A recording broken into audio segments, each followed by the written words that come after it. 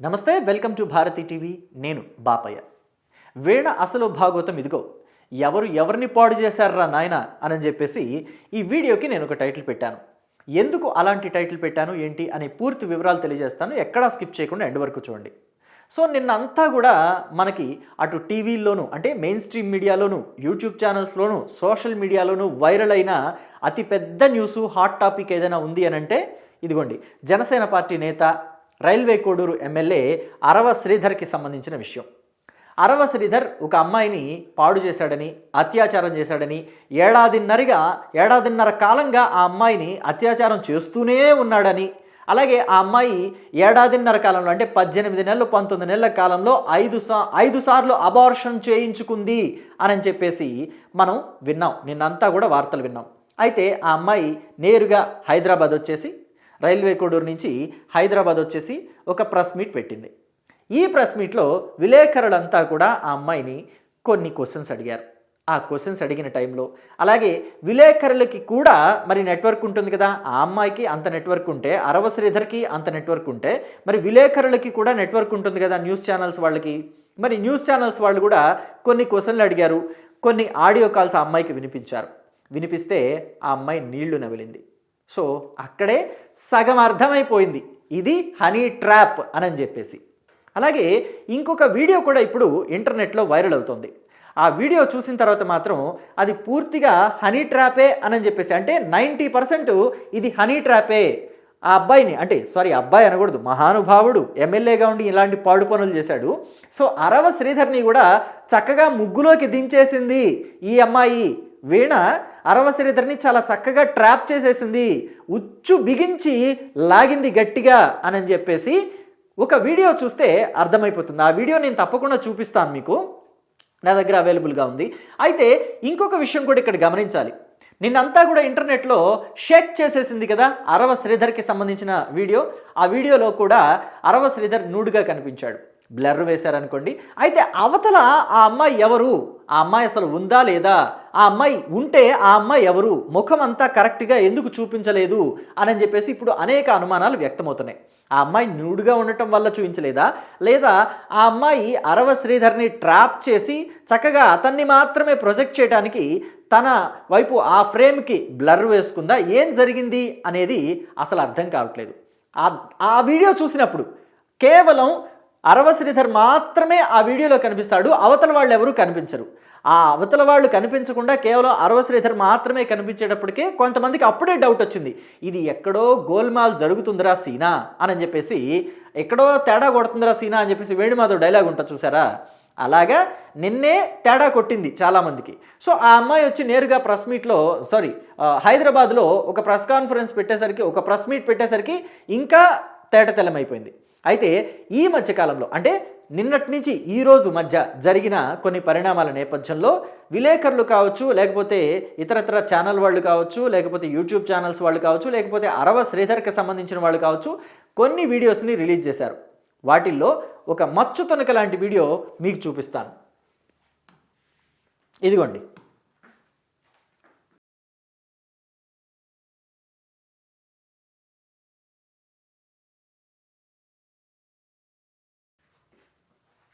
వాళ్ళ చాటింగు, ఆ పక్కన వీడియో కాల్, మొత్తం అంతా వాళ్ళిద్దరికీ సంబంధించిందే.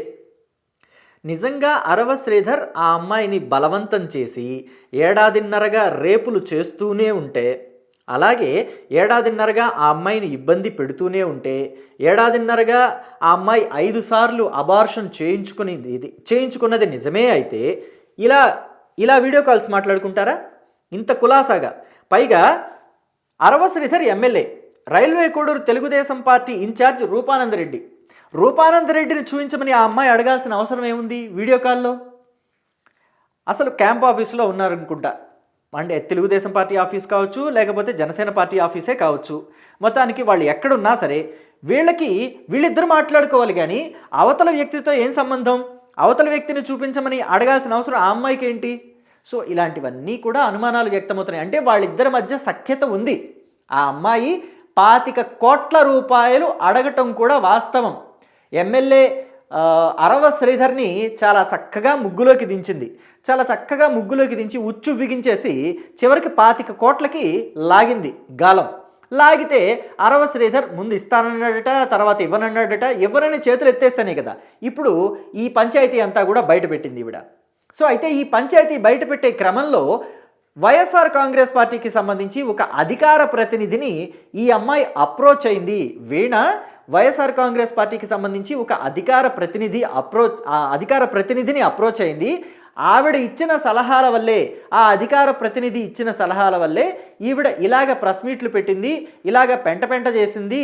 అసలు సభ్య సమాజం అంతా తల దించుకునేలాగా చేసింది వీణ అని చెప్పేసి చాలామంది బయట గుసగుసలాడుకుంటున్నారు. సో దానికి సంబంధించి అంటే ఇప్పుడు నువ్వు అన్నావు కదా వైఎస్ఆర్ కాంగ్రెస్ పార్టీ అధికార ప్రతినిధి అని చెప్పేసి, దానికి సంబంధించి ఆధారాలు ఏవి అంటే ఇప్పుడు ఇంటర్నెట్లో, సోషల్ మీడియాలో, అలాగే యూట్యూబ్ ఛానల్స్లో విపరీతంగా వైరల్ అవుతున్నాయి. మీరు చూడొచ్చు కూడా. ఈ అమ్మాయితోటి అంటే హర్ష వీణతోటి ఆ అధికార ప్రతినిధి మాట్లాడిన వీడియోలు అనేకం వైరల్ అవుతున్నాయి. ఆ ఆడియో కాల్ అంతా కూడా వీడియోస్ చేసి పెట్టారు, సోషల్ మీడియాలో విపరీతంగా వైరల్ అవుతున్నాయి. ఇంకొక విషయం కూడా ఇక్కడ మాట్లాడుకోవాలి. ఇక్కడ నన్ను చాలా ఇబ్బందులకు గురి చేశాడు, నన్ను కొట్టేవాడు, నన్ను తిట్టేవాడు, నన్ను హింసించాడు, శారీరకంగా నన్ను రేప్ చేశాడు, 5 సార్లు నేను అబార్షన్ చేయించుకోవాల్సి వచ్చింది, అలాగే నాకు ఒక చిన్న బాబు ఉన్నాడు, 3 ఏళ్ల పిల్లాడు ఉన్నాడు, వాడిని చంపేస్తానని చెప్పి అరవ శ్రీధర్ బెదిరించి లొంగ తీసుకున్నాడని చెప్తున్నారు కదా.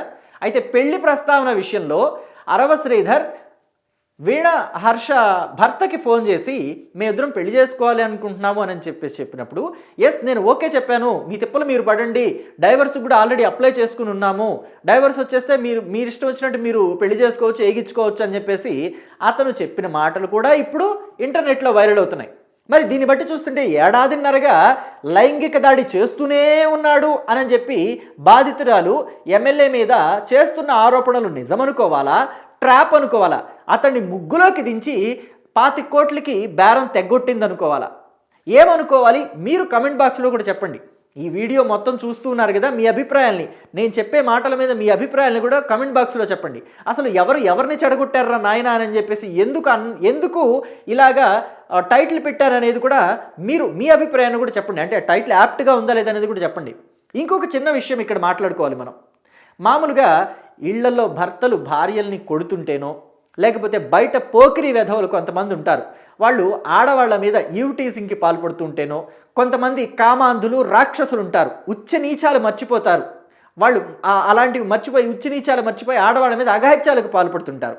అలాంటి ఆడవాళ్ళకి అభాగ్యులైన ఆడవాళ్ళకి రక్షణ కల్పించడానికి కొన్ని కఠినతరమైన చట్టాలని వాళ్ళు తీసుకొచ్చారు. మన భారతదేశం రాజ్యాంగంలో ప్రకారం, అలాగే శాసన సభలు లేకపోతే లోక్సభ, పార్లమెంటు ఇలాంటి వాటిల్లో చర్చించి, నేతలంతా కూడా చర్చించి, రాజకీయ నాయకులంతా కూడా చర్చించి కఠినమైన చట్టాలని అమల్లోకి తీసుకొచ్చారు. అలాంటి చట్టాలని కూడా నిర్వీర్యం చేసి పడేస్తున్నారు కొంతమంది స్వార్థం కోసం. హర్షవీణ లాంటి వాళ్ళు, ఇంకా కొంతమంది చాలామంది ఉన్నారు మన సమాజంలో. ఆడవాళ్లలో మంచివాళ్ళు ఎలాగైతే ఉన్నారో నీచులు, చెడ్డవాళ్ళు కూడా ఉన్నారు. ఎందుకు ఇలాంటి మాటలు మాట్లాడుతున్నారు అనేది మీకు చెప్తాను. చాలామంది మన సమాజంలో ఆడవాళ్ళు కొంతమంది ఎలా ఉన్నారంటే, వాళ్ళ భర్త వాళ్ళ మాట వినకపోతే కూడా గృహహింస చట్టం కింద వాడి మీద కేసు పెట్టేస్తా అనేలాగా ఉన్నారు. ఇంకా కొంతమంది ఎలా ఉన్నారంటే, ఆడబిడ్డ అత్త కూడా పదే మన ఇంటికి వచ్చినా, లేకపోతే పదే వాళ్ళ ఇష్టానికి ప్రవర్తించినా గృహహింస చట్టం కింద వాళ్ళ మీద కూడా కేసు పెట్టేస్తా, అసలు నాకు నీతో పొసగట్లేదు, నువ్వు నాకు నచ్చలేదు, పెద్దవాళ్ళు చేసిన పెళ్ళే నాకు నచ్చలేదు, అయినా విడిపోతాను కాబట్టి నాకు నువ్వు భరణం ఇవ్వాల్సిందే, ఎంత ఇస్తావు ఏంటి అని చెప్పేసి బేరం తెగ్గొట్టు, నాకు ఇంత కావాల్సిందే, 25 లక్షలు కావాలి, 40 లక్షలు కావాలి, ₹1 కోటి కావాలి, ₹1.5 కోటి కావాలి, 4 కోట్లు కావాలి, ఇలాగా స్థాయిని బట్టి పెంచుకుంటూ పోతున్నారు. ఇలాగ ట్రాప్ చేసి ఎంతమంది అబ్బాయిల జీవితాల్ని, ఎంతమంది అమ్మాయిలు నాశనం చేశారు అనేది పుంఖాలుగా ఉన్నాయి బయట వ్యవహారాలు. అలాగే ఇప్పుడు ఇంతవరకు కూడా చూస్తే కేవలం ఈ గృహహింస చట్టాన్ని మాత్రమే నీరుగార్చారు కొంతమంది ఆడవారు. ఇప్పుడు హర్షవీణ లాంటి వాళ్ళు ఏం చేస్తున్నారంటే, ఆడవాళ్ళకి రక్షణ కవచం లాంటి ఈ కఠినమైన చట్టాలు ఏవైతే ఉన్నాయో, ఆడవాళ్ల మీద అత్యాచారాలు చేస్తే మగవారికి వేసే కఠినమైన శిక్షలు ఏవైతే ఉన్నాయో వాటికి సంబంధించిన చట్టాలను కూడా నీరుగార్చే ప్రయత్నం చేస్తున్నారు. ఆడవాళ్ళకి ఉన్న అతి పెద్ద ఆయుధం లాంటి అలాంటి చట్టాలని కూడా, వాళ్ళకి రక్షణ కవచంలాగా ఉండే చట్టాలని కూడా వీళ్ళు స్వార్థం కోసం వాటిని కూడా నీరుగార్చే ప్రయత్నం చేస్తున్నారు. 1.5 కాలంగా ఆవిడకి ఇష్టం లేకపోతే ఆవిడకి కడుపు చేసి అబార్షన్లు కూడా చేయించుకోమని ఒత్తిడి చేస్తుంటే, ఎమ్మెల్యే శ్రీధర్ ఒత్తిడి చేస్తుంటే అప్పుడు ఎందుకని బయటికి రాలేదు? నా మీద ఎమ్మెల్యే శ్రీధర్ అఘాయిత్యానికి పాల్పడ్డాడు, నాకు ప్రెగ్నెన్సీ కూడా వచ్చింది, అతడు నా మీద చేసిన లైంగిక దాడి వల్ల నాకు ప్రెగ్నెన్సీ వచ్చింది, నా కొడుకును చంపేస్తానన్నాడు ఎక్కడైనా చెప్తే, సో అందుకని ఆ రోజు నేను లొంగిపోయాను, కానీ ఇప్పుడు నాకు పోలీసుల రక్షణ కావాలి, నేను ఒక గవర్నమెంట్ ఎంప్లాయీని, నేను పవన్ కళ్యాణ్ దగ్గరికైనా వెళ్ళటానికి రెడీగా ఉన్నాను, లేదా చంద్రబాబు దగ్గరికైనా వెళ్ళటానికి రెడీగా ఉన్నానని చెప్పేసి ఆ రోజు అబార్షన్ చేయించుకోవడానికి వెళ్ళినప్పుడు ఎందుకని ఈ మాటలు పోలీస్ స్టేషన్కి వెళ్ళి మాట్లాడలేదు? ఇప్పటి వరకు ఎందుకు సైలెంట్గా ఊరుకుంది ఆ అమ్మాయి? అసలు నిన్న ప్రెస్ కాన్ఫరెన్స్లో కూడా 25 కోట్లు కావాలి అని చెప్పేసి ఈ అమ్మాయి ఫోన్లో డిమాండ్ చేస్తున్న ఆడియో కాల్ని ఆ అమ్మాయికి వినిపిస్తే నాది కాదనుకుంటున్నా నేను అని చెప్పేసి చెప్తోంది. నాది కాదనుకుంటున్నా అని అంటుంది, డౌట్ఫుల్గానే చెప్తోంది. అంటే ఫోరెన్సిక్ ల్యాబ్కి ఈ ఆడియో కాల్స్, ఇవన్నీ video calls, WhatsApp video calls, WhatsApp chat, ఇవన్నీ కూడా మొత్తం ఫోరెన్సిక్ ల్యాబ్కి పంపిస్తే మొత్తం అంతా కూడా లైన్లోకి వస్తుంది. ఇక్కడ అరవ శ్రీధర్ కూడా నిన్న ఒక కామెంట్ చేశాడు, అది నా వీడియో కాదు డీప్ ఫేక్ అని అన్నాడు. అసలు ఆయన ఆ మాట వాడకుండా ఉంటే బాగుండేది. ఇవన్నీ కూడా ఫోరెన్సిక్ ల్యాబ్కి పంపించండి. సో దాంట్లో నేను ఎప్పుడెప్పుడు ఆ అమ్మాయితో ఏం మాట్లాడాను, ఆ అమ్మాయి నాకు ఏమి కామెంట్స్ పెట్టింది, నాకు రిప్లై ఏమి ఇచ్చింది, నన్ను ఆ అమ్మాయి ప్రొవోక్ చేసిందా, ఆ అమ్మాయిని నేను ప్రొవోక్ చేశానా, మా ఇద్దరి మధ్య ఏం జరిగింది అన్నది పూర్తి డేటా అంతా 1.5 కాలం నుంచి మొత్తం బయటికి తీయండి, వాట్సాప్ చాట్లు తీయండి, కాలింగ్స్ తీయండి, కాల్ డేటా తీయండి, మొత్తం అంతా బయటికి తీయండి అని చెప్పేసి ఆయన హుందాగా మాట్లాడుంటే బాగుండేది. ఇప్పుడేమైంది, ఆయన డీప్ ఫేక్ అన్నాడు, ఇది డీప్ ఫేక్ కాదని తేలిపోతుంది. అంటే ఎమ్మెల్యే కూడా అబద్ధం ఆడినట్టు అయిపోయింది. దరిద్రంగా తయారైంది పరిస్థితి. అటు రాజకీయ పార్టీ ఈయనకి టికెట్ ఇచ్చి గెలిపించుకున్నందుకు జనసేన పార్టీ ఈ కళంకాన్ని కడుక్కోలేక చేస్తోంది. అటు వైఎస్ఆర్ కాంగ్రెస్ పార్టీ చలిమంట వేసుకున్నట్టుగా మొదలెట్టింది ప్రక్రియ. ఇదంతా చూస్తుంటే కూడా ప్రజలంతా కూడా చేదరించుకుంటున్నారు, ఎమ్మెల్యేలు ఇలా తయారై చచ్చారేంటి అని చెప్పేసి.